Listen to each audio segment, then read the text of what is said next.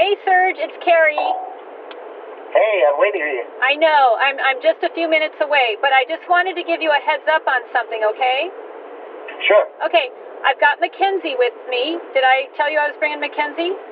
Yeah. Yeah, and I'm going to have Mackenzie film our time together on because I have some really interesting information to share with you. Sure, sounds good. Okay, all right, so see you just in a few minutes. I'll be there, it looks like 6 minutes. Okay. Okay, see you in a bit. Okay. Okie dokie, bye. Bye.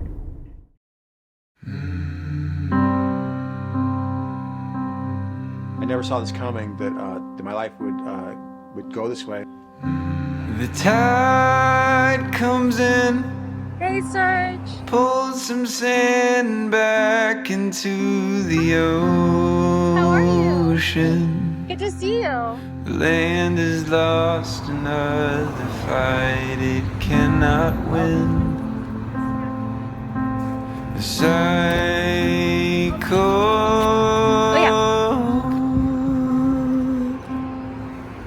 begins.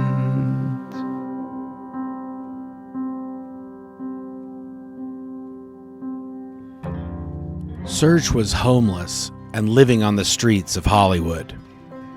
Serge grew up inside Scientology and was declared psychotic by the Church of Scientology after a fireworks accident. When Serge had his accident, he lost both of his hands and his eye, and therefore Scientology considered they no longer had any use for Serge. He was a liability to them. He had been living on L Ron Hubbard Way, right next to the big blue buildings in Los Angeles at the time of the accident. Scientology's approach was to get Serge out and away and have nothing further to do with him. The first part of this story is really about Carrie and how she got him off the streets, and then she got him into a home. Carrie sort of tag-teamed how the Aftermath Foundation would be able to help Serge. Carrie was working for a project in Hollywood. It was a beautification project for the Hollywood Blvd area. And as part of the project, they wanted to clean up the Hollywood Blvd. And part of getting that cleaned up was to help the homeless people get into homes or get into hospitals or get them the help that they needed so that they wouldn't be homeless. I first started talking to Serge through Carrie, and I would tell her something and then she would relay it. For the longest time, it was just getting a note back and forth. And I think the main reason that was is because Serge was essentially nonverbal for the most part.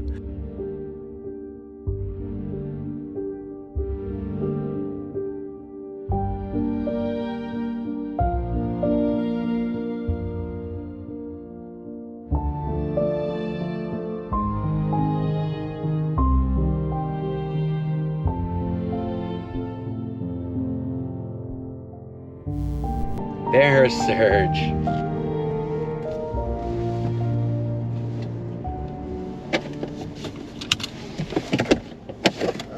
There you go, big guy.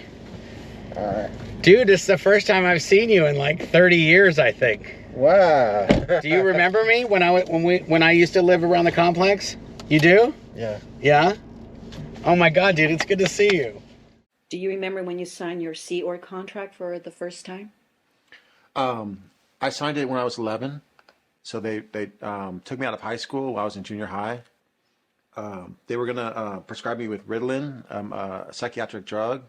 And Scientology doesn't believe in psychiatry. So that was as much schooling as I got was junior high. I joined the Sea Org. It was for a billion years. You know, I took it seriously, and I thought be in the Sea Org for a whole lifetime, and then I would die, and then join the Sea Org again. That's when you signed a Sea Org contract? Yeah. When you were 11 years old? Yeah. A billion years. Where do you live at that time? Do you still live with your parents? We were living in like an apartment. I don't know if it's on Edgemont, but it's like it's off the base berthing. Yeah. The apartment building. I think it might have been 1, 2, 3, 4 Edgemont. Yeah, we might have lived in the same exact apartment building. Yeah. If we go to 1, 2, 3, 4 Edgemont and you say, That's the one. I'm gonna be like, that's so crazy. We lived in the same apartment building. Well, I took all these tests and stuff, but Like IQ tests, IQ, OCA, aptitude, leadership. Yeah, all kinds of tests, and then the scores weren't that great. So then I did EPF. Yeah. And I graduated, and they told me I was going to AO, not to CMO. Okay, yeah, so that's a common one. You think you're going to go here, and when you're on the EPF, they're like, yeah, no, you're not going there. You're going to go over here. Yeah. Same exact thing happened to me. Okay, so how long did it take you to do the EPF, which is, I'm going to just say what it is. It's the Estates Project Force, which is basically kind of like a Sea Org boot camp, right? Where you kind of do marching, and you learn what a Sea Org member is. Yeah, you listen to the Sea Org tape. Maybe like 2 months. Oh, wow, that's pretty fast. Yeah. So you could study. Yeah. But you just didn't, according to them, you didn't have high test scores. I didn't have high test scores because basically I was just still a kid. You know. Yeah, you were 11. I was 11. You were 11. Oh my God, I just thought of, that's so funny. You didn't have high test scores. Yeah, you were 11. How like college tests? Yeah, I know. How are you gonna be awesome on those tests when you're 11? I never in a million years thought of that. I remember getting up very early, going to breakfast, working, then going to lunch, then working, then going to dinner, then working some more, and then sometime late at night getting off work and just having a little bit of time to yourself before going back to sleep and starting again. I didn't know I would be doing hard labor in the Sea Org, you know.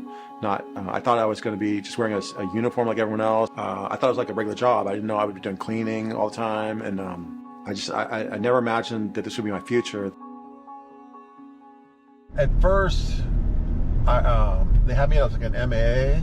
Then this mission came along. They needed mission personnel. So I was put on the mission, and they expected me to stay up really, really late when I was only like 11. And I needed my sleep, you know, so I fell asleep one time while we were doing the mission. Yeah.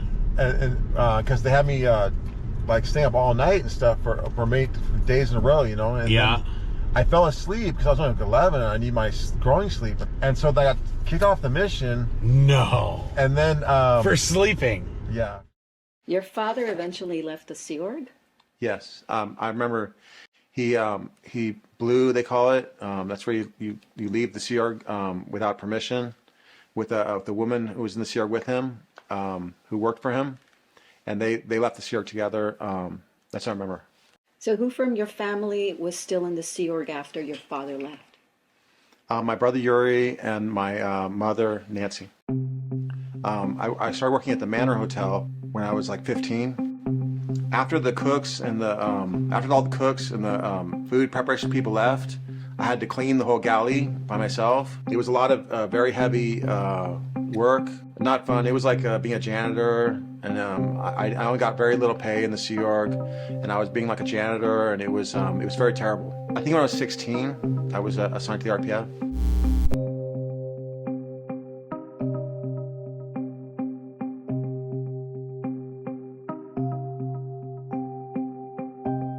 The Rehabilitation Project Force. It's a very low level in the Sea Org, where you're considered to be very inferior to everyone else in the Sea Org, and you have to wear black, and you have to run everywhere. It's like I guess they don't have a prison in the Sea Org, but I guess it's the second best thing. If you mess up on the RPF, they assign you to an even lower level called the RPF's RPF. And I was carrying a door because they had me doing carpenter work, even though I was untrained on renovating the manor. And I was carrying a door, and I messed up, and the door got like a nick in it. I banged it, and so they assigned me to the RPF's RPF. We had to do much worse kind of work and jobs. One of my jobs was just the worst, like carrying wheelbarrows full of dirt. Just the worst kind of work that's imaginable was on the RPF's RPF. I remember just waiting for the meals. Yeah, that was like, it was exactly. It's just, I just got to get to one more meal. I'm just going to do whatever I need to do to get to the next meal. And you don't get much time to to sleep, you know. And I was working on the ethics files thing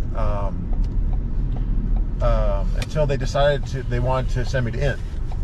So then I international management. Yeah. So then you were doing files, like when you say files, you were just filing KRs. knowledge reports. Yeah. You were filing, and they were Sea Org or public or just Both, everything? both. But then I went over to the HGB to get the sec check. Okay. And We're on Edgemont, just so you know. okay. So is it past Fountain? Yeah. Okay, yeah. so It's I'm definitely- almost positive that we lived in the same apartment building. Then they the stats were going up. I had good stats. What was your stat? Number of things filed? Yeah. It really was? Yeah. How would you count how many things you filed? I just would. You just said I had a every- little clicker thing. I would click it each time I Like a little counter, like a counter. like a little bean counter, like those guys at the clubs have. Yeah. You had one of those for filing. Yeah.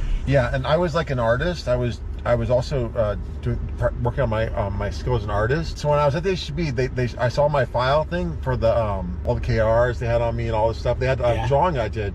I thought maybe they wanted to make me like an L Ron Hubbard artist. Oh, so yeah? I was pretty jazzed. Yeah. But And that's why they were saying you're going to go to INT? yeah, it was To be an artist? Yeah. To draw for like doing art or promo Wait to have this or book or something like. drawings for drawing. Scientology books. Yeah. And then you wanted to do that. Yeah. Okay. Because I was an artist, and and this, so it seemed like everything was going to go well, and then when it came to the sec check, I wasn't used to being on the e-meter where they were using it as a lie detector. If you want to go to international management, you have to pass a security check so that they know you're not a spy or your parents work for the government or something like that. It was just too much for me to do all that mess work. I didn't expect to be in the Sea Org doing mess work.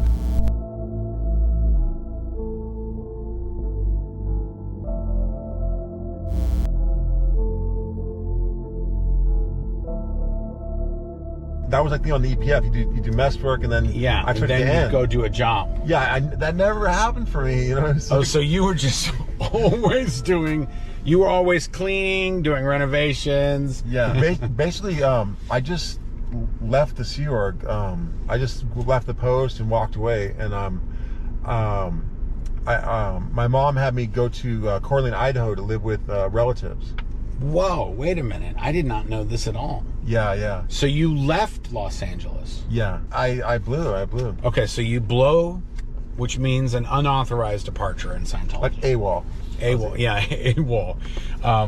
What is AWOL? It's absent without leave. Absent without leave. And then I came back to PAC. I was living at with my mom at the Anthony Building.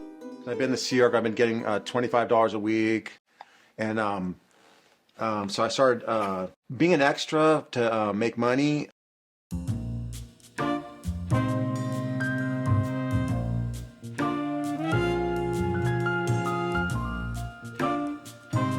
I was able to be an extra in some movies, like Independence Day, just some movies and TV shows. Like I was on Beverly Hills 90210 and various shows. This is an extra, just as background. It was a lot of fun to be on movie sets. I was like an extra in this 90s movie called Clueless. Yeah? You were in Clueless? Yeah. Whoa!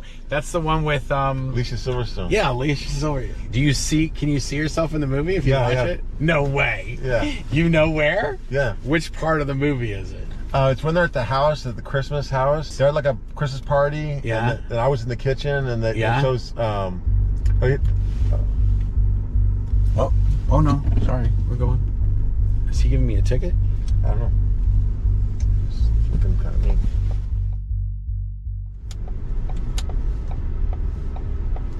Is this it? Yeah. This is the one with the pool. Yeah. Dude, we lived in the same. Which floor did you live on? I lived right there on the. That is where your room was. Yeah. Right there. Yeah. They put some stucco on it. They did. It used to be kind of like beige, right? Yeah. Like a kind of browny kind of. It says now renting. Yeah. You want to go get an apartment there? I haven't been here in forever. Okay, so this is the complex. Wow. Oh my God, there's a Sea Org member. I used to skateboard down those stairs. Oh yeah, totally. Everybody did. Okay, so that's AOLA. Yeah. That's the Fountain Building. That's definitely what it was called, the Fountain Building. It wasn't blue. They painted. Well, now that's how you know they bought it, because now it's the color. It's the same color as everything else. Do you care if we walk around? I don't want to. Okay, good. Then we will. Okay, so that's AO. And you lived in the complex there? Yeah. Are you uncomfortable driving here? No, I'm okay. I haven't been here in so I just long. waved at the security guard that I've known for like 30 years, and he pointed at me like that, and I just waved back.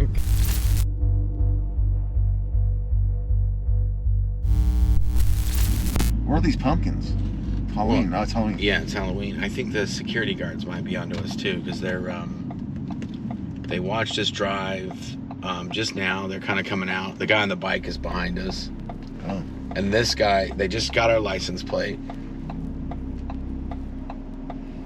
Oh yeah, they're totally 100% onto us. Wow, we're just walking around, driving around. I know, but that guy, the security guard that just walked into the street, he just got our license plate, and then this guy is gonna come down and they're gonna ID us right now. This guy on the bike is literally right now coming down. Oh man. They're gonna look inside. See, there he is. See, look. And I told you, dude. Look at that. Was that crazy or what? Yeah.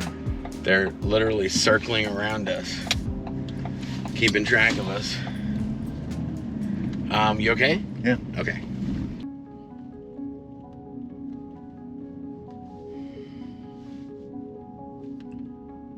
Maybe we shouldn't go by the dollhouse thing there. You don't want to? It doesn't matter to me. I don't want to. Okay, good. Then we won't go. Yeah, I think we should not Good. stir up any more bees. Not stir up any more bees. You know, I normally don't get kind of weird when I go around there, but I did that time just now. I got a little like butterflies, I got a little anxious.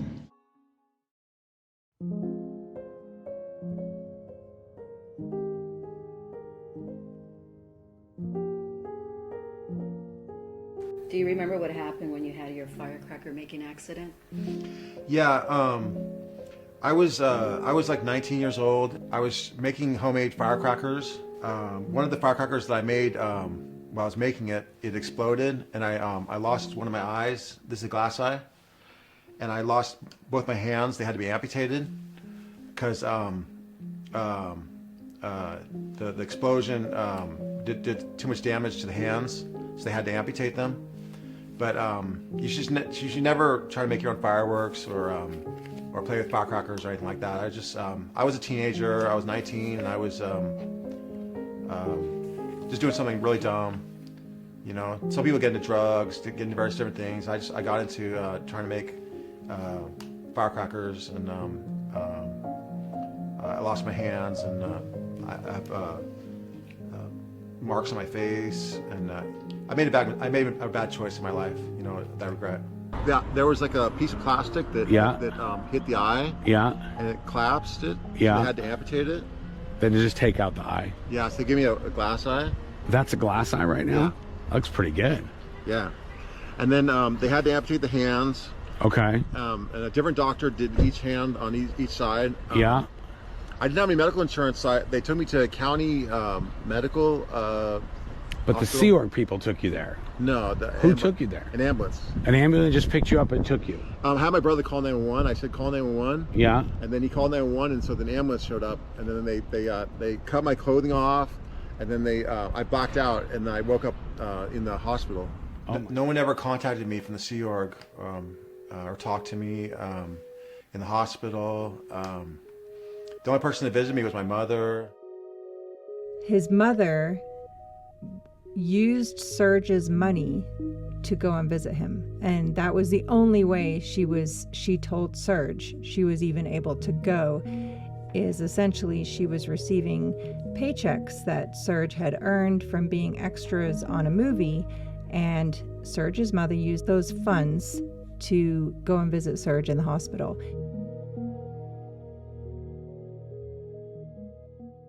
Well, at first, she was visiting me in the hospital, and then setting me up with prosthetics. My first prosthetics, she got them for me. She set me up with a place to live, a house, and then she just disappeared from my life. all of a sudden.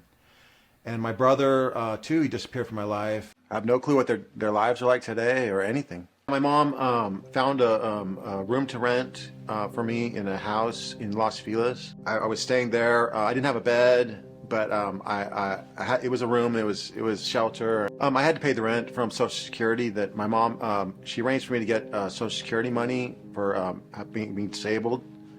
And with the Social Security money, I was able to pay the rent. I can't say that I had enough money. You know, Social Security is not that much money. I just did my best. You know, there's very little money that Social Security gives. You know, she only visited me for like a period of about 1 month, maybe 2 or 3 times, and then that's when she stopped talking to me and stopped coming around. And that was the last time that I spoke to my mother and brother.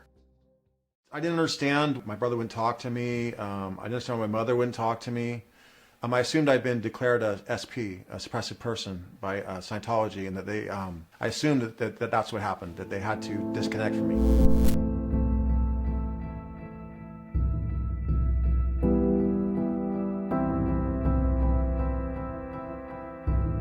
Maybe when the firecracker exploded, it disturbed an auditing session or something. Or when the police arrived to investigate, maybe the police attention on the street of the Scientology was disturbed an auditing session. I assumed I'd been declared a SP because they disconnected from me. You know, that would be standard procedure, you know, to disconnect from the SP. Once you're declared SP, you're a suppressive person, you're a bad person, and they have to stay away from the bad people because they make you sick. A suppressive person is the cause of all illness, according to L Ron Hubbard, why you get sick, and I'm the bad person, you know. And that's one of the main reasons I became homeless, was I was left all alone after my accident by my mother and my brother. I have had no contact with the Sea Org since my accident of any kind. This is the house where I was staying at. Which one? This green one? This green one, yeah. Right there? Yeah. How long did you live there for? I lived there for about 6 years. 6 years? Yeah. And you paid rent? How did you pay rent? From Social Security. Oh, so they... Okay, but hold on a second. Because if she set it up for you to stay there, and your Social Security, you paid the rent. They didn't pay the rent for you. No, I paid rent out of Social Security. Okay, so you paid the rent out of Social Security, and then so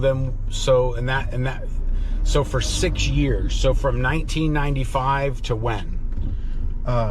To like 2001. To 2001. 1995 to 2001. Okay, and then in 2001, what happened? I became sort of off and on homeless. But I mean, but why? I was evicted from the house by the manager. Before that, there were some problems just with the house itself. That it wasn't. There was a dog that had a lot of fleas in the yard, and the fleas got all over the yard and into the house, and they were everywhere. There were fleas on my clothing. When I was riding the city bus, I had fleas on me. I had to brush them off me, and I was very traumatized by the flea problem at the house, and so it probably was not a good place for me to stay anyways. I had no support system, no one to talk to. In case there was an emergency, I had no one to contact. All I had was just my Social Security money, and that was it.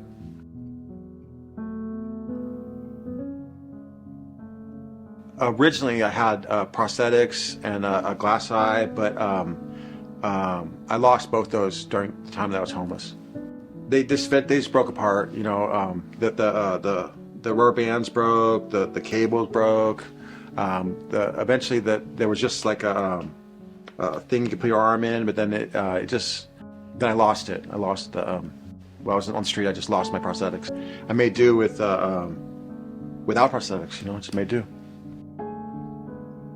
So when you first were on the streets, you used to sleep in the front of this theater right here, and these little nooks right here. Yeah. Right in here. Yeah. Wow. I've actually seen a clip of that. Okay. How many nights do you think? Countless. Like hundreds? Wow. Really? Oh my gosh, Serge. We went to the Los Feliz Theater, which I cannot believe that you were sleeping on the front of. Was it cold? So it was cold though. It was cold. Yeah, it definitely wasn't exaggerating when I said hypothermia. Oh, so you literally would call the ambulance because you were about to freeze to death. Yeah. You would call an ambulance and then they would bring you a blanket. Yeah. Like they would come and they'd say, I don't want to go to the hospital, I just need a blanket. Yeah, that's right. Oh my goodness, dude. I'm sorry to laugh. It's like I'm rejecting the idea. It's so crazy to me. You know what I'm saying? My mind is like trying to process you sleeping on that movie theater. Yeah. Ugh. Okay, so I don't even know how to say this. I saw these videos on YouTube of you. Have you seen those? There's videos of you on YouTube. Did you know that? Carrie told me that there was.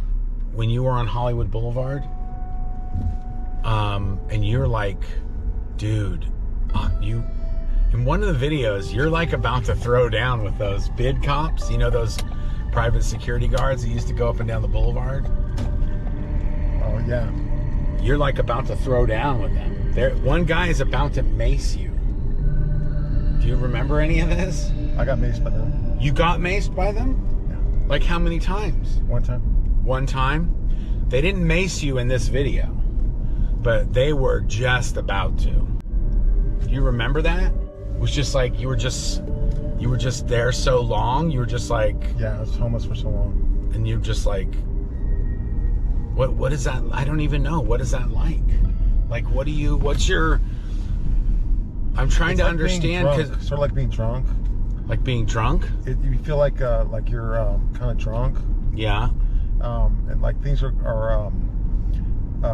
not as crisp. Like right now everything's all crisp and stuff. Things are kind of blurry when you're homeless for a long time. Just like everything's just a blur. I was homeless for 10 years, and I was all on my own. I was freezing every night in the cold. There was just no one in my life. No one helped me. I would take the number 4 bus line down to the beach. I guess I was just moving around while I was homeless, but I like to sleep close to the ocean. So I would sleep by Thirsty Promenade.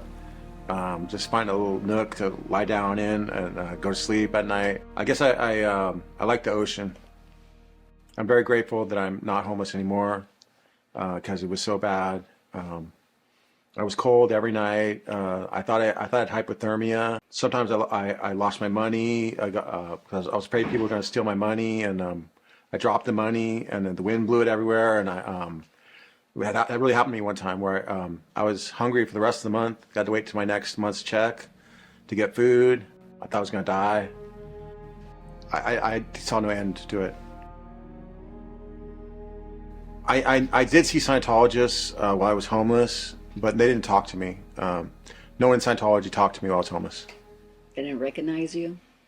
They must have recognized me, but I never had a conversation, even like hello or anything with the Scientologist or serial member. I don't know. I guess they didn't want to help me, you know. Well, all of the buildings that are on Hollywood Boulevard, where Serge was sleeping outside of on Hollywood Boulevard, are Sea Org organizations. I am positive Scientology absolutely knew that Serge was homeless right in front of their buildings. They have cameras everywhere. They have security guards who stand out on Hollywood Boulevard all hours of the day and night. And they keep track of people coming and going.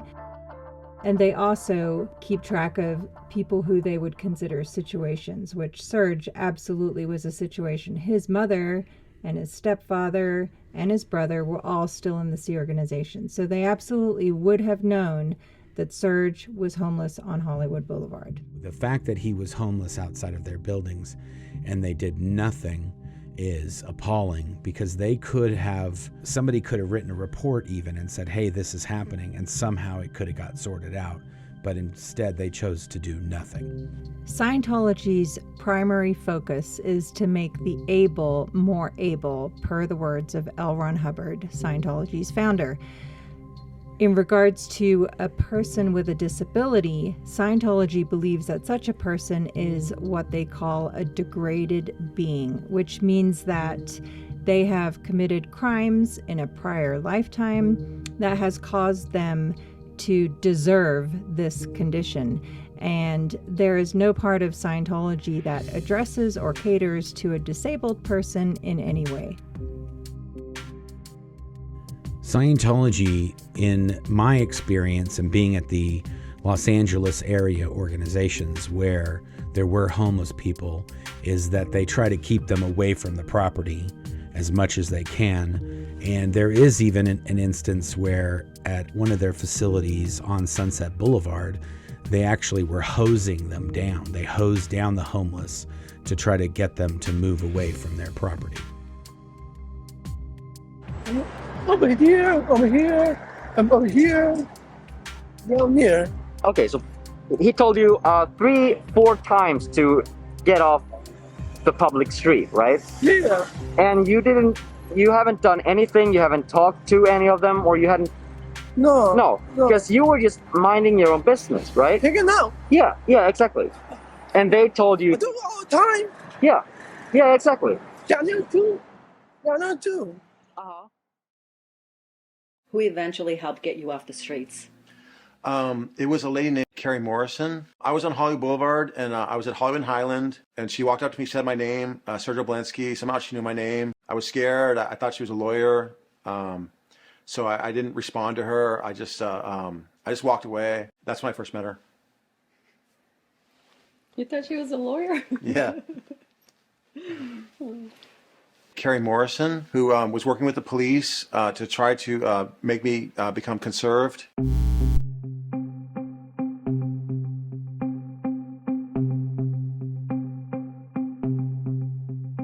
The police picked me up for jaywalking, and then they contacted psychiatry, and a psychiatrist from the Department of Mental Health chose to put me on a psychiatric hold.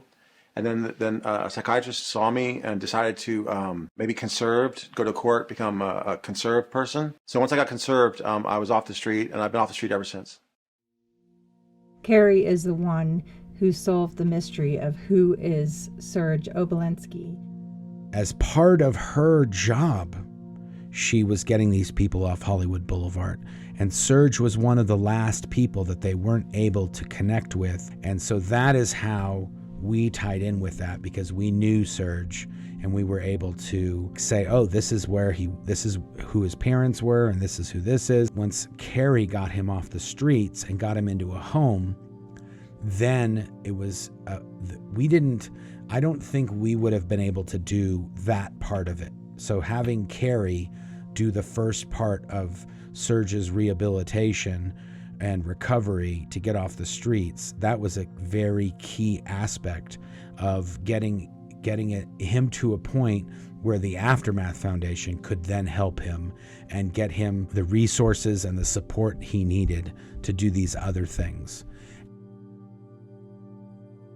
It was kind of scary at first, being conserved. It's been a lot better not being homeless. It's been a lot better. Carrie Morrison connected me with my father. She said that there's a way we could talk to each other, and we went to lunch, and I've been in contact with him ever since. What was it like to see him after so many years? It was a little weird. I hadn't seen him for so long.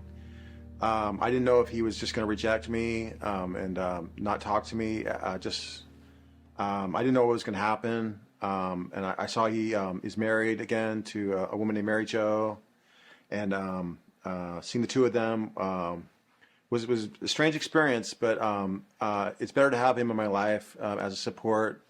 Support for me is good. We went to Coco's restaurant to eat lunch together, and we talked, and he said that it might be possible for us to stay connected, and we've been connected ever since. How did you get in contact with the Aftermath Foundation? Through Carrie Morrison, she contacted them for me. I didn't really know about the Aftermath Foundation. I knew about Leah Remini and I seen her on TV, but I didn't know anything about the Aftermath Foundation. Carrie arranged everything. So, where are we right now? We're at Hanger Clinic, a prosthetics company. We're going to get some prosthetics today. Awesome. How do you feel about that? Excited. Like about a year ago, the Aftermath Foundation arranged for me to get these new prosthetics. So I have prosthetics now again. What was the most satisfying thing you could do again with prosthetics? Just hold a fork or a spoon and eat food at a restaurant. I got a new prosthetic eye right here, a new glass eye. Somehow they found the original people who made my original glass eye. The company had been bought by someone else, but they still have my medical records, and so I was able to get from the same people a new glass eye. Going through the motions, I'm dreaming of the ocean as I swim above a riverbed. Life is so fraudulent. Towel off my guilt as I shuffle through the silt. Draw a line in the sand. Wonder where I should stand. Wow. Pretty epic. Yeah, that is epic. Better cursive than I have. Oh. There you go. Okay, you can do anything. Yeah. You can do everything. Great. That is awesome. Grab it. Grabbing it all. That's heavy. That's a long thing to do. Wow, so cool.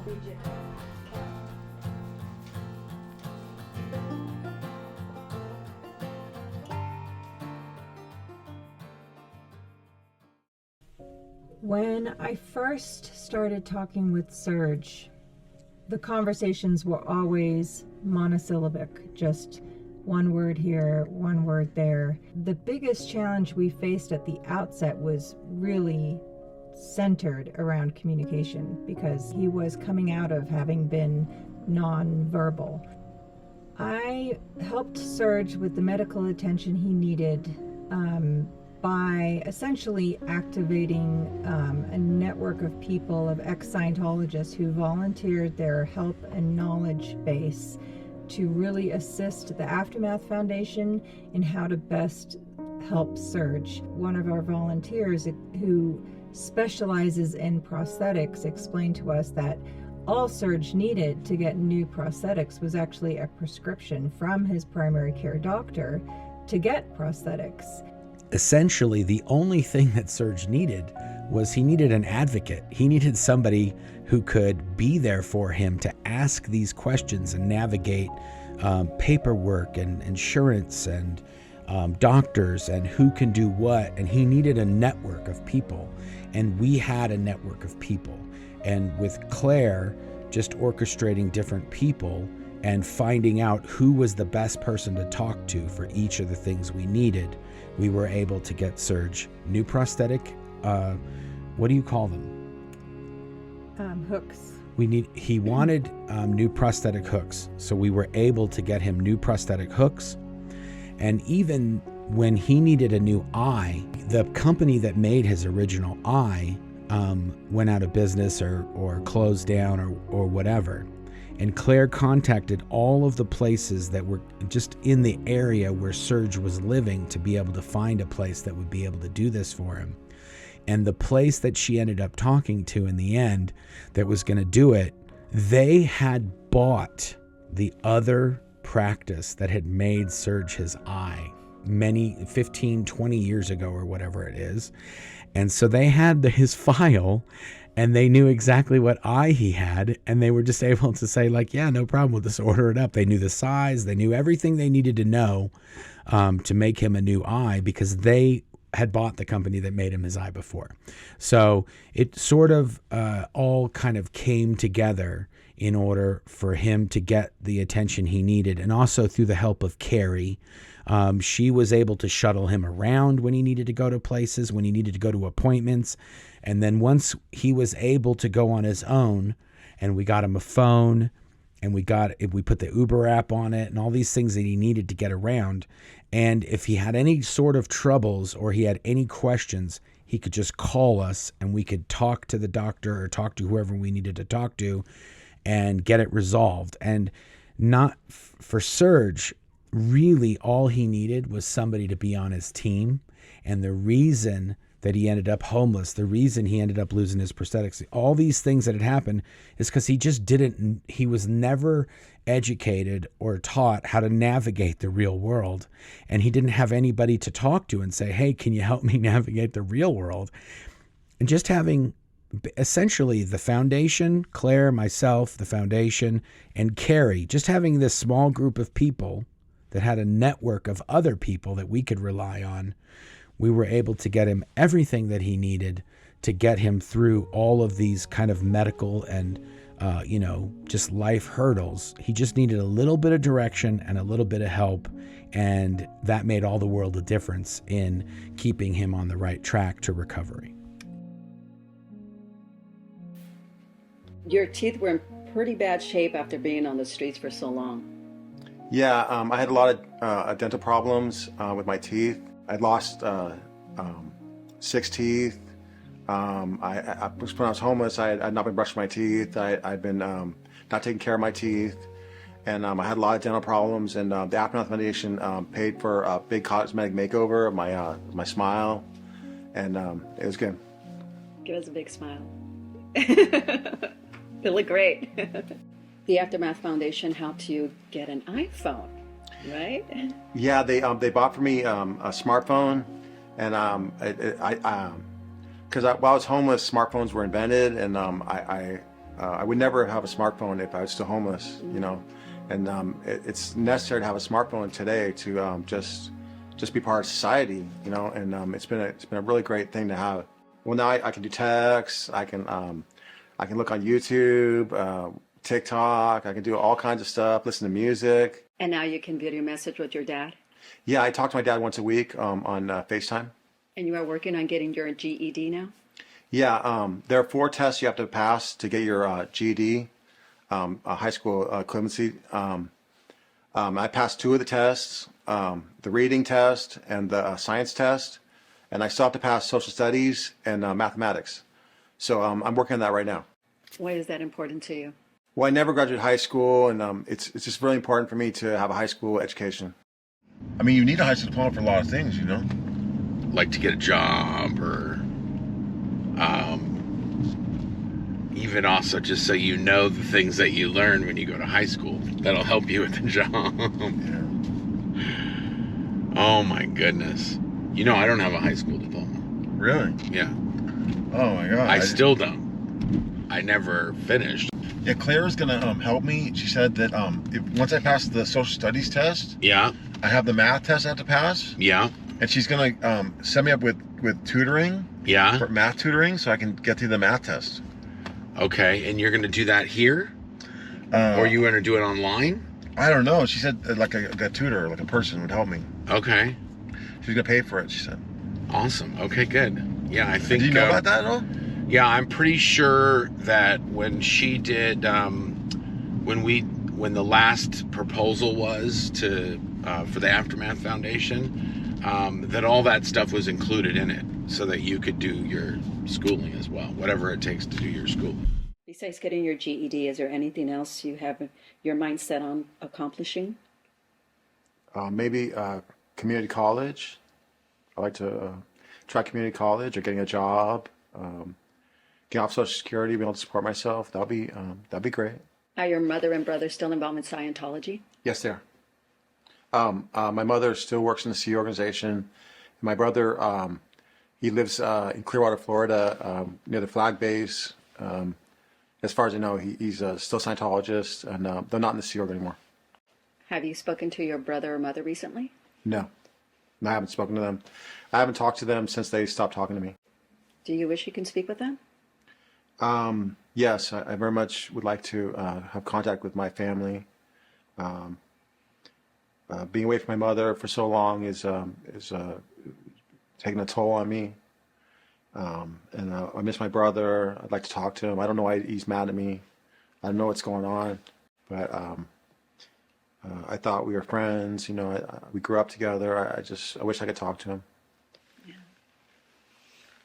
Yeah. Do you still have hope that you will someday? I guess I have hope. I mean, there's always hope, you know, keep hope alive. Yeah. I hope that you do someday. If the Aftermath Foundation could get a video message to your mother or brother, what would you want them to know? What would you tell them? That I love them, that I have unconditional love for my family, that I miss them, that you know, we had a good time together. I thought when we were growing up. I thought they're my family, and you know, family is blood is thicker than water. You know, just tell them I miss them. You know, very much. I would like to talk to them. Even if I'm declared SP, I would like them to break the rules and talk to me. And I'd like them to know that that I'm okay, that I'm not dead, that I'm not homeless anymore, that I have help from the Aftermath Foundation and from Carrie Morrison, and my dad is helping me too. And even though we were part of Scientology, and it's like I don't want it to be something that divides us. You know, I want us to stay a family, and I would like us to be a family again. The Aftermath Foundation is a foundation that was set up to help people that have left or are planning to leave Scientology so that they can restart their lives again. In most cases, the ex-Scientologists that we're helping are members of Scientology that were in the Sea organization. If you leave the Sea org and you leave Scientology, Scientology makes it so you can't talk to your family and you can't talk to any of your friends or connections that are in Scientology. So not only are you sort of kicked out into the real world, but now you don't have any resources. And in a lot of cases, these Sea Org members are kicked out with little to nothing. The clothes that they have and whatever possessions. One of the last people that we heard said they give you $500. Like, you could have been in the Sea Org 25 years. They give you $500. And they just say, okay, and that $500 is essentially a way for you to get from where you are away from them, and then you're not their problem anymore. Scientology has been throwing people away like trash for decades, and there's been no support system for these people that have been thrown away by Scientology. And so the Aftermath Foundation was set up specifically to help this group of people so that they could start their lives over and have a successful, happy life outside of Scientology. If people want to support the Aftermath Foundation, you can go to theaftermathfoundation.org, and you can volunteer to be someone who can be a resource for the Aftermath Foundation if you have a certain skill set, or if you live in an area where you might be able to help somebody that we need to get from one location to another location, namely the airport, or to a family member, all the way down to just making a donation to the Aftermath Foundation. And all that can be found at theaftermathfoundation.org.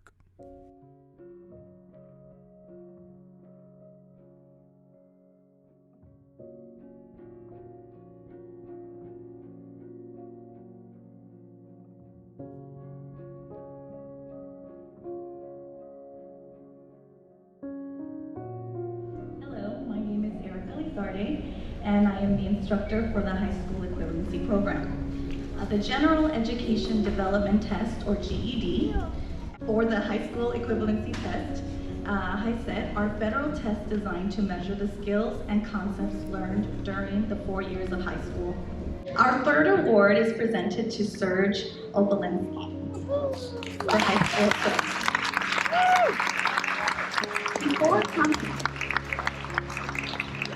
Before coming to the ABC Adult School, Serge had passed the Language Arts and Social Studies GED exams, but needed to work on his math skills before attempting that exam again.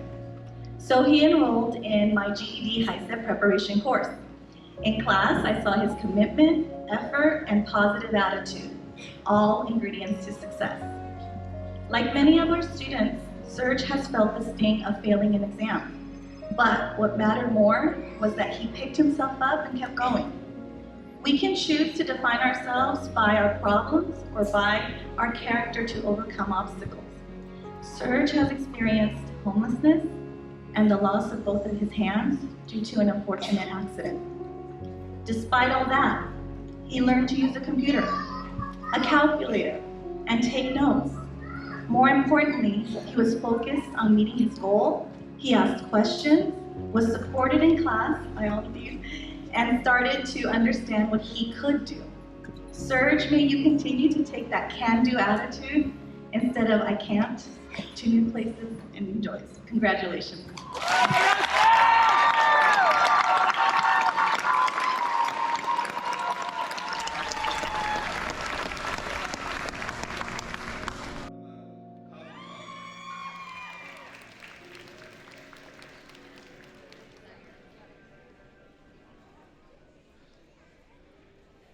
Serge Obolensky.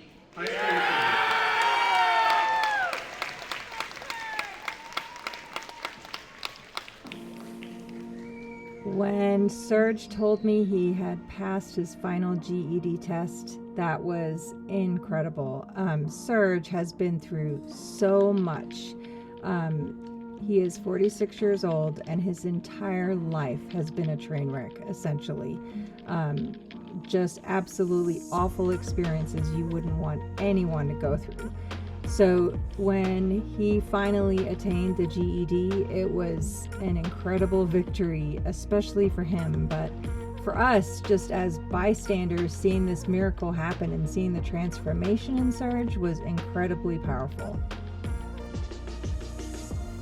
Thank you. I'm very grateful for the prosthetics and the dental work and the prosthetic eye and the cell phone and all the ways they've helped me. And it's good to have the support in my life of Claire and Mark and everybody just to support me. I'd just like to say thank you. It's just really great to see him come from where he was to this really happy, excited. He wants to go to college. He wants to get a job. He's already started applying for jobs. These are the sort of things that he's always wanted to do, and he didn't think that he'd be able to do anything in life unless he had a GED. That was like the first step for him restarting his life, was he has to get a GED, because in order to get a job, you got to get a GED. So he's like, okay, I got to get my GED done so then I can get a job. And once I get my GED, then I can start going to college. And so these are all the sort of things that the GED was going to unlock for Serge. So it was very exciting to hear that he had completed his GED.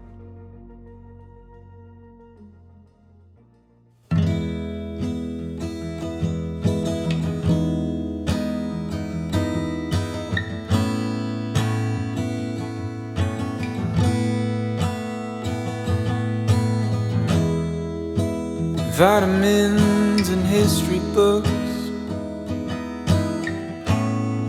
psychology and a different way to look at it all.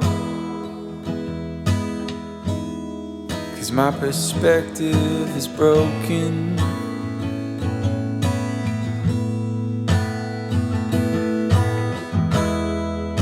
If suffering's a way to earn your keep, I better start putting miles on my feet. But I'm so tired of wandering.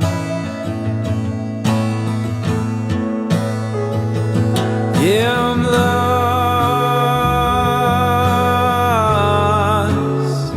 but I'm living.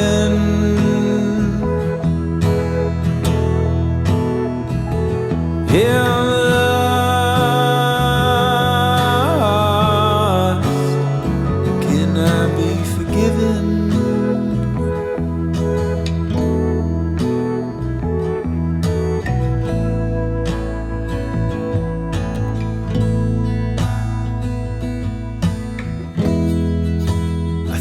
by now pain would be my friend.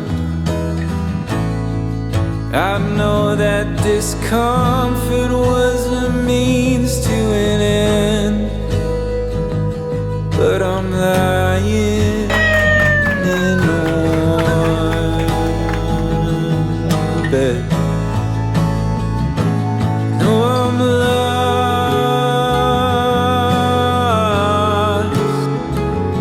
but I'm living.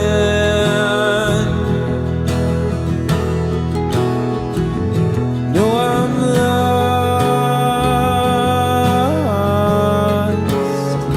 Can I be forgiven?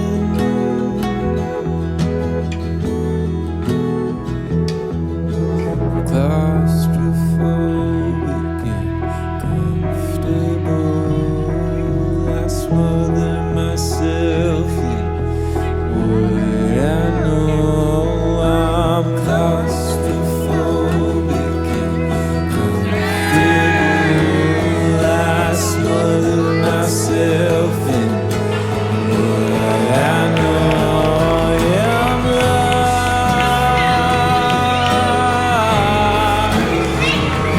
but I'm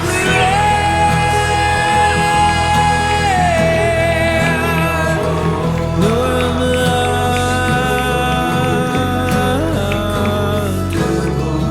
Can I be forgiven?